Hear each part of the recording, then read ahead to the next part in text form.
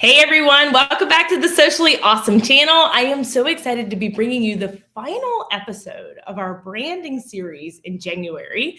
Today is all about what is your brand personality. But before we jump in, I will go ahead and make sure that you didn't miss our Become a Brand Boss challenge that we just did in Socially Awesome Entrepreneurs. So the recordings are still up for a few more days. Make sure you check the show notes to get into the community so that you can get copies of the recordings. We did a 3-day intensive of our free challenge, Becoming a Brand Boss, where we really dug in deep on what you need to make changes to in your branding, your messaging, your elements, all of the things to level up in 2023. So make sure to check the show notes for that link, and let's go ahead and just dive in. If you missed episode 1 through 4, you can go back and listen to them. I highly encourage it. These really did build upon each other and they complemented that challenge. So make sure that you go back and check those out.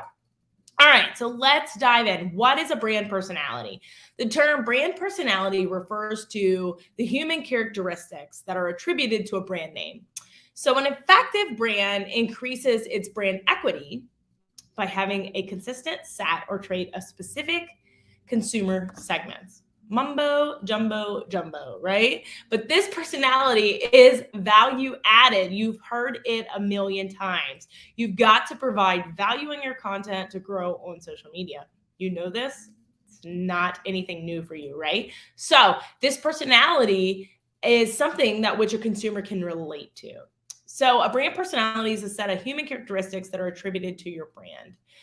Companies should accurately define their brand personalities so they can resonate with the right customers. If you're not friends with everyone in life, right? You're not friends with everyone. You have acquaintances, you have business people, you have customers, but are you truly friends with people? Does your personality click with everyone?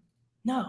The same thing with your branding or customers. And I said this in the last episode. I've said it 100 million times through all of my content over the years, but when you speak to everyone, you speak to no one. Your personality will really define who exactly aligns with you and who you want to work with and who wants to work with you. So a company's brand should aim to have that positive emotional response from the right customers, the right consumers. So the personal side of brand personality is important because in the digital age and the artificial intelligence age and the automation age, you want to make sure that even if you're automating things, your personality of your brand is still sprinkled throughout that. Okay, so it's very important for you to understand your brand's personality. So the personal side of the brand personality is not to be confused with necessarily the imagery or the creative assets. This is going to be a little bit more of that excitement, that kindness, that sincerity that comes through in your messaging. So brand personality is like the framework that helps your company shape the way people feel about it. Okay. So company's brand personality is an emotional response from the consumer with the intention of getting that positive action from them. You want them to purchase from you because they got positive affirmation from you. It's similar to your own personality. So there's five main types of brand personalities with common traits. So there's excitement, carefree, spirited, youthful brands, right? There's sincerity, kindness, thoughtfulness, an orientation of like family values. There's ruggedness, so rough, tough, outdoorsy, athletic style brands. There's confidence brands, so successful, accomplished, influential, which this will be highlighted a lot of times through their leadership. And then sophisticated brands, so elegant, prestigious, and even sometimes pretentious brands. So the personalities are even more important in the digital age, like I said, because it's growing. And you have to make sure that this personal interaction is not depleted by the automation of robots and artificial intelligence and things that you're using. So let's walk through a little bit about your brand personality versus your imagery. So a company's brand personality should not be confused with its imagery because a company's imagery is a series of their creative assets, their logos. These are tangible benefits of the brand, right? But the personality is something that is portrayed in your marketing campaign. Its results are increased in the equity, and it defines the attitude of the brand. And in order to choose your personality, you need to consider those 5 personality types and select which one you want your company to portray. So I'll give you an example. If a new outdoor apparel company wants to resonate with consumers, and it wants to create that brand personality that's a little more rugged, that outdoor person, that hiker, maybe they're a competitive person. To set yourself apart, the company can position itself uniquely by developing a brand personality of sophistication. This differentiates from the brand that's upscale, it's high-end outdoor apparel. So you don't always have to go with what's the norm of your niche. And that's important to understand here. So they wanted to be that they may have already positioned themselves as a rugged outdoor apparel brand, but they wanted to elevate. So now they're going to more sophisticated, right? So your personality can change. It can develop, it can pivot with your brand growth too. So that's important to know what my business coach actually just talked about this, and she did this as well.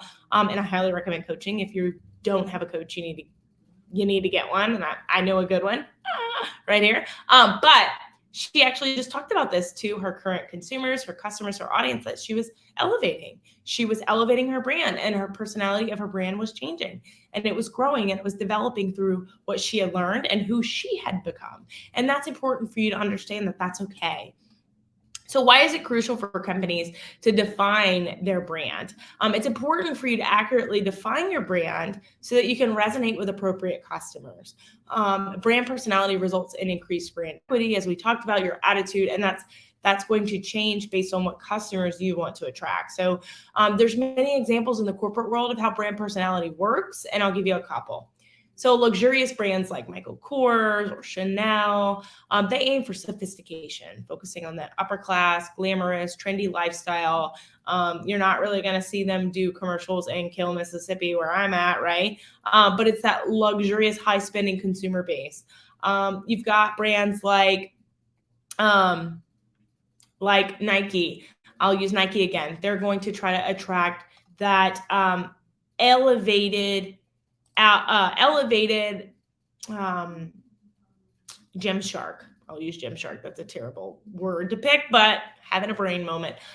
They have, workout apparel and athletic apparel, but it's not $10 like Walmart usually, right? So it needs to be a little elevated of a client, but still someone who goes to the gym, who works out, who's athletic, who's in sports, who has children in sports, all of those things, right? So what is the difference between your brand personality and imagery? We talked a little bit about this, but it's important for you to not confuse it, okay? So your imagery is a set of your assets, as we said, but your personality directly creates that emotional association. So you need to make sure that you understand the difference. And I'll keep saying that over and over, because a lot of people will think that, oh, my brand has a playful personality, it's a creative personality, so I'm just going to throw a flower on my social media assets. And that's not the case. So you really need to nail down your imagery separated from your personality. So I hope this helps. I hope you got value out of this. If you have any questions, you can connect with me inside Socially Awesome Entrepreneurs. I do trainings in there. Quick Tip Tuesdays are also in there, and we do daily tips, tricks, and trainings to help you grow your business on social media and get your branding. I'm a branding expert, social media marketing expert, and I'm always here to help you with your growth. So make sure you connect with me. As always, wherever you're watching this, take a screenshot, post it on your stories, tag me, Elise One Smith. You can find that information in the show notes as well.